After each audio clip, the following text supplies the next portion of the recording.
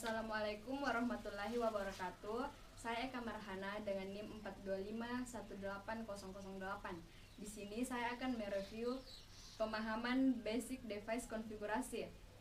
Yang pertama itu, apa pentingnya mengetahui versi iOS dari sebuah perangkat.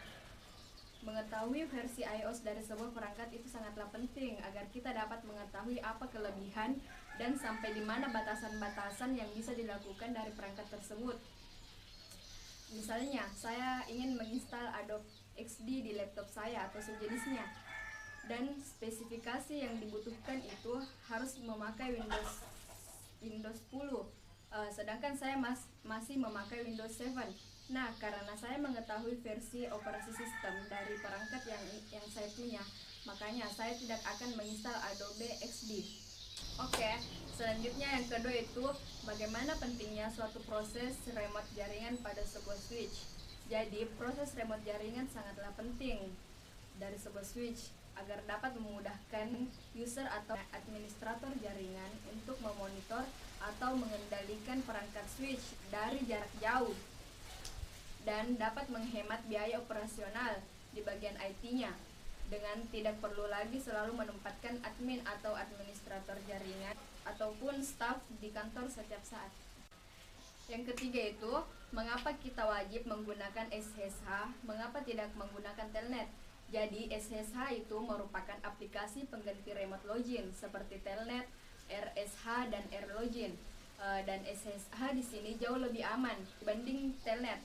Dari sisi secure-nya lebih tinggi dibanding Telnet, karena pada saat kita login atau pada saat kita connect ke suatu server atau perangkat keras yang lainnya, kita harus menggunakan enkripsi terlebih dahulu, sedangkan Telnet tidak menggunakan enkripsi.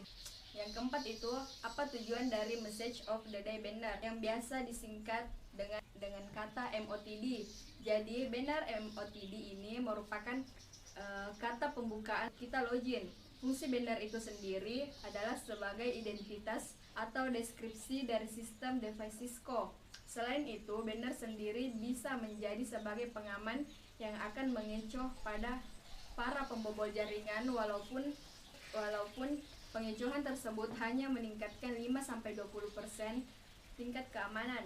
Tujuan dibuatnya banner ini sendiri hanya untuk mempercantik tampilan pada halaman login atau pada halaman portal pada Cisco.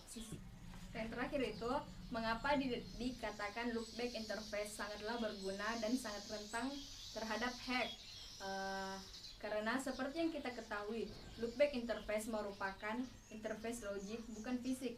Jadi loopback itu tidak memiliki kabel yang terhubung langsung ke router maupun switch.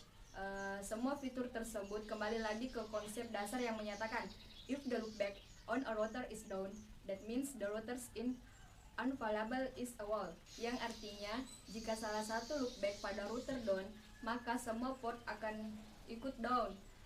Sedangkan interface fisik itu dapat mati atau mengalami down ketika terjadi kesalahan pengkabelan. Misalnya di dalam router terdapat 5 interface fisik, maka salah satu port fisik juga mengalami down, tetapi 4 port fisik yang lainnya tidak down. Jadi loopback ini interface-nya sangat rentan terhadap hack. Oke, itulah tadi review dari saya. Apabila ada tutur kata yang salah mohon dimaafkan. Wabillahi taufiq wal hidayah. Wassalamualaikum warahmatullahi wabarakatuh.